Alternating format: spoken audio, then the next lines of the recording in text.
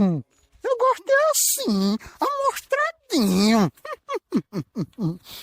Vou fazer logo sua passagem. Olha, não aguentei, viu? Tive que colocar esse memezinho aí. Porque, olha, nunca foi tão bom mostrar pro planeta aonde que todo mundo tá colocado, qual a sua posição, o que é correto, não essa porcaria dessa agenda lixo globalista woke que vem enfiando na garganta de todo mundo. Liberal é de esquerda.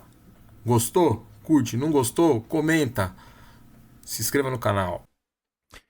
A Europa mostra que a vontade popular prevalece sem determinadas intromissões e logo mais se repetirão em outras partes do mundo.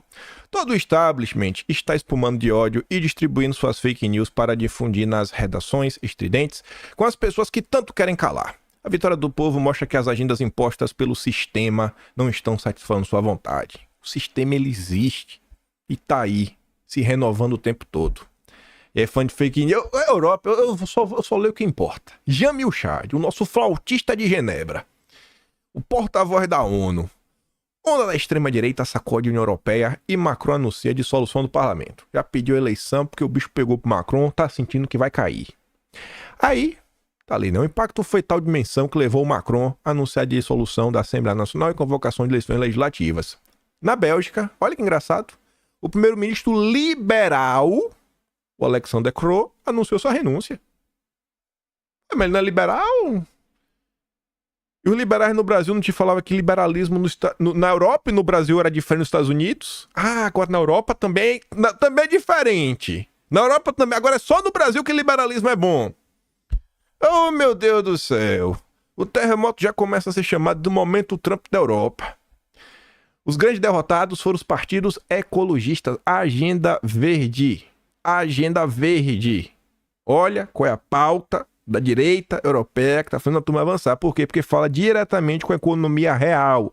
O povo está sentindo no bolso o aumento do custo de energia. Combustíveis como um todo, energia elétrica, combustível.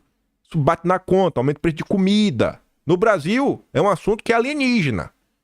Não parece que não tem interesse de quase ninguém. Perderam 18 lugares em comparação ao resultado de 2019. Os liberais também sofreram dura derrota. Ué, mas eles eram iguais, né? No Brasil, na direita, a turma da liberdade. E Coreia de 102 para 80. O avanço da extrema-direita só não foi maior por conta dos resultados do Chega em Portugal e do Orbán na Hungria. Nos países escandinavos, os populistas também ficaram abaixo do esperado. Em seu primeiro discurso após a eleição, a presidente da Comissão Europeia, a Ursula von der Leyen, e seus membros do Partido Popular Europeu que eles protegeriam a União Europeia contra o avanço dos populistas. Ganhamos as eleições europeias. Somos o partido mais forte, somos a âncora da estabilidade. Juntamente com os outros, construiremos um bastião contra os extremos da esquerda e da direita. Sei como é. Na hora da união, traz a extrema esquerda para perto. Ainda que por anos, a direita moderada tenha se aliado à centro-esquerda para construir o que eles mesmos chamavam de cordão sanitário contra ultranacionalistas. Gente, é soberania nacional. São patriotas. Não tem nada de ultranacionalista. Existem pressões políticas desta vez para o entendimento entre os conservadores e a extrema-direita para passarem a dominar a agenda europeia. Aí, diante disso, eu fiz um tweet ontem, da linha do que eu venho comentando em vídeo. Vejam quais são as pautas que levaram à vitória da direita na Europa.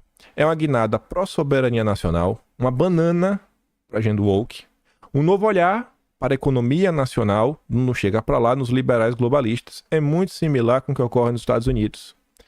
Aí o Paulo, que é assessor do Eduardo Bolsonaro, não sei se ele é, acho que ele ainda é assessor do Eduardo Bolsonaro, e que é o único representante dessa linha no Brasil, Jair Bolsonaro. E claro, os bolsonaristas de verdade como Eduardo. Mas se dizer de direito, defender a agenda verde, pauta globalista, medida da ONU para restringir a liberdade, etc., está muito longe disso. Eu não trouxe esse comentário por causa do comentário do Paulo. Eu trouxe isso aqui por causa do tweet abaixo. Grace Kelly, economia nacional, kkkk, dando risada. É uma pessoa da direita. Pessoa da direita. Dando risada como se, não sei, como se eu estivesse inventando um termo, falando alguma bobagem. O Trump é conhecido como o maior expoente da economia nacional. Coloca aí. National Economy. O Nationalism. Economic Nationalism. Acho que é assim que eles colocam mais ou menos o Trump. Você vai achar inúmeras referências. Economia, você botar em português, você acha? O próprio Estadão republicando um texto do New York Times, Washington Post. Eu não entendi qual foi a graça, a piada, sabe? Assim, direita. Aí eu mostro aqui pra vocês um pouco. E aqui vai mais ou menos na linha, mas também o que eu venho comentando recentemente por diversas vezes. E tem alguns exemplos da aplicação no dia a dia. Nacionalismo econômico, né? Ou economia nacionalista. É uma ideologia que dá prioridade à intervenção estatal na economia, incluindo políticas como o controle interno e a utilização de tarifas e restrições ao trabalho, às mercadorias e à circulação de capitais. Aí fica parecendo, não, vai controlar tudo? Ah, é comunismo? Não, calma, respira.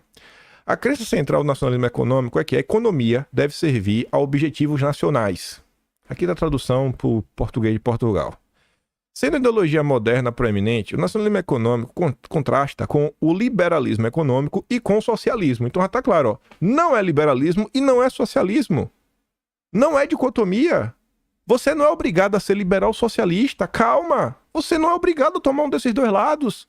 Por que eu tenho que seguir os interesses do Biden ou os interesses do Xi Jinping? Não quero. Eu não gosto dos dois. Não gosto do Biden, não gosto do Xi, não gosto do Putin.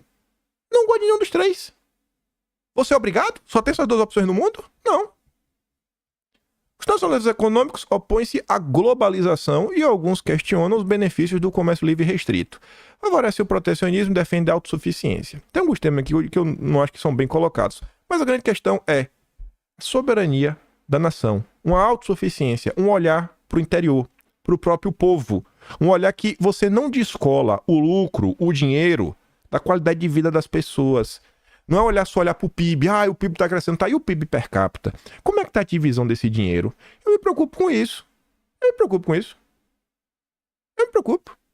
Por que na Austrália a diferença salarial da Suprema Corte para o cleaner não é 10 vezes? E por que no Brasil é? Porque no Brasil ele tabela em salário mínimo, né? 40 salário mínimo, acho que o teto do funcionalismo. Como é que dá certo um país desse? Que por lei é 40 vezes mais. E eu me questionava, às vezes, eu era engenheiro, eu falava, pô, o CREA me dizia que é 8 vezes mais.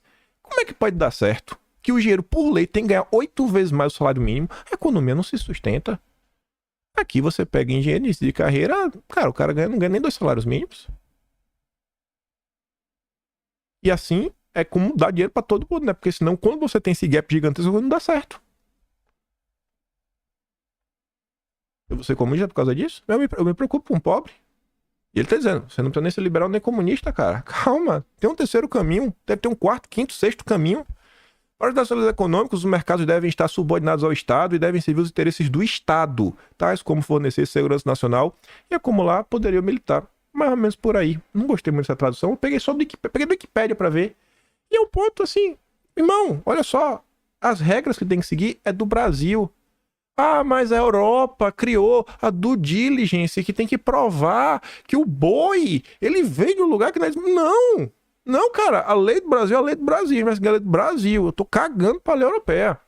É a soberania das leis em nosso território nacional. Eu não quero que a União Europeia dite o que vai acontecer no Brasil. Eu não quero que os Estados Unidos dite o que vai... Ai, mas foi a OMC. Tô cagando pra Organização Mundial do Comércio. Quer saber do Brasil, cara? Interesse do Brasil em primeiro lugar é Brasil. Brasil, nenhum desses países estão ligando. Eles só ligam para eles. O nacionalismo econômico tende a enfatizar a industrialização e muitas vezes ajuda as indústrias com o apoio do Estado devido à crença de que a indústria tem efeitos positivos sobre o resto da economia. Basicamente é o seguinte, você pega o agro é muito importante, gera muito dinheiro.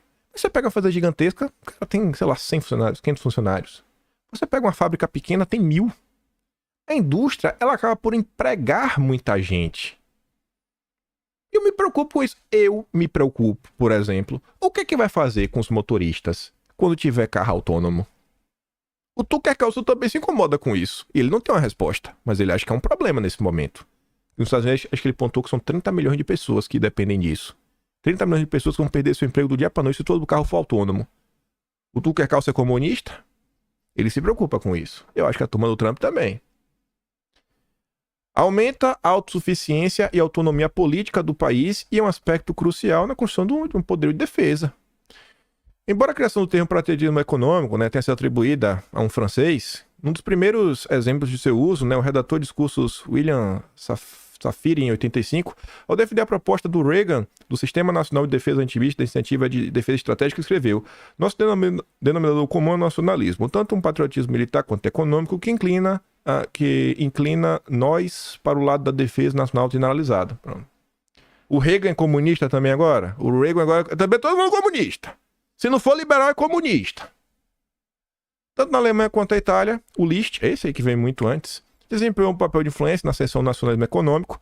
List reuniu elementos da teoria econômica da identidade nacional ao postular que a qualidade de vida do indivíduo estava correlacionada com o sucesso do seu país. E é isso que eu penso. Não é só ganhar dinheiro. Tem que ver como é que está também a melhoria da vida do povo. Tem que ver também.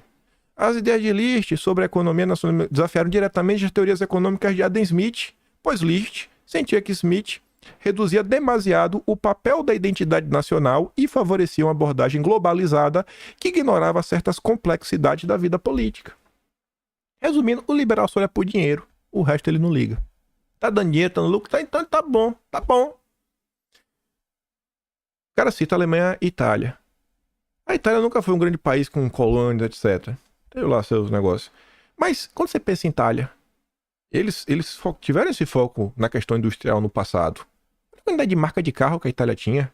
Eles mexeram muito na indústria têxtil. Olha as marcas de roupa, né? Milão até hoje é conhecido por causa disso. A Alemanha nem precisa falar, né?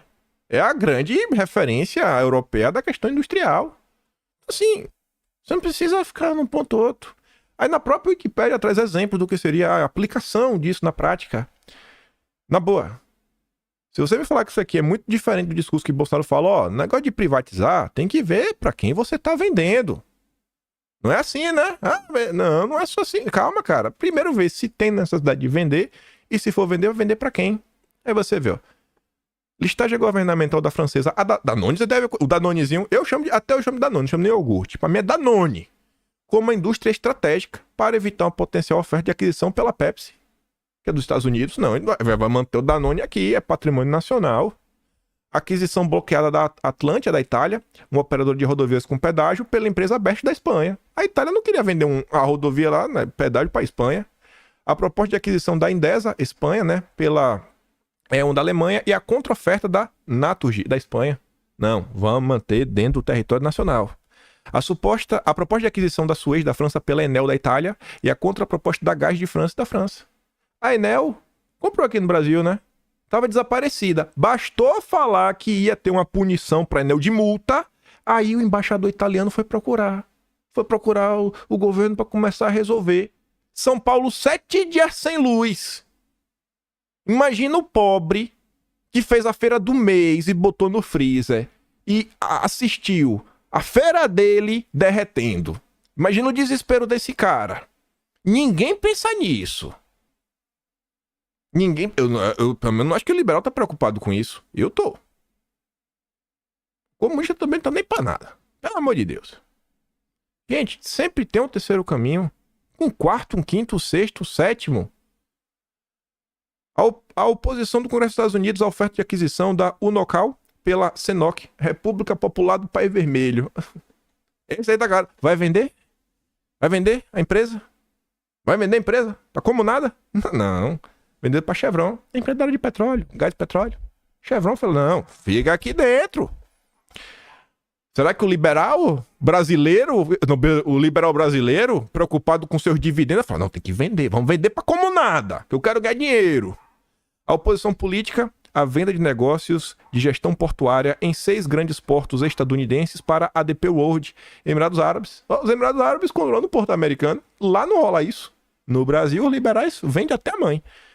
A limitação da participação estrangeira e propriedade no setor de recursos naturais da Rússia, além de indústrias russas relacionadas a partir de 2008. Todo o país... Gente, e assim, é uma coisa... Isso aqui é só bom senso. Isso aqui é só bom senso. É o próprio país. Não é uma...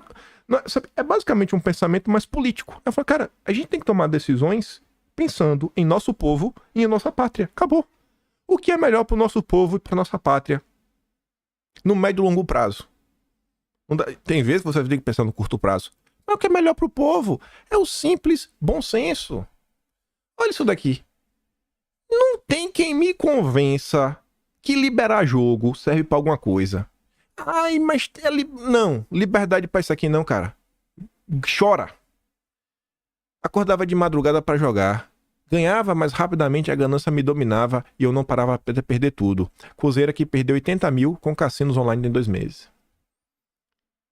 Você não sabe nem onde é que tá esse cassino.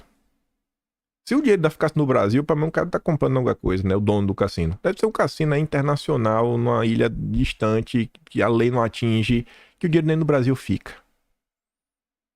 O cozinheira, eu acho que 80 mil vai fazer muita falta pra ela. Muita falta pra ela. A pessoa não consegue se controlar. Eu me preocupo com isso. Eu me preocupo com os aspectos econômicos que vão influenciar na vida do cidadão comum. Porque o país, no final do dia, é o seu povo. Se o povo do país não tá bem, o país tá mal.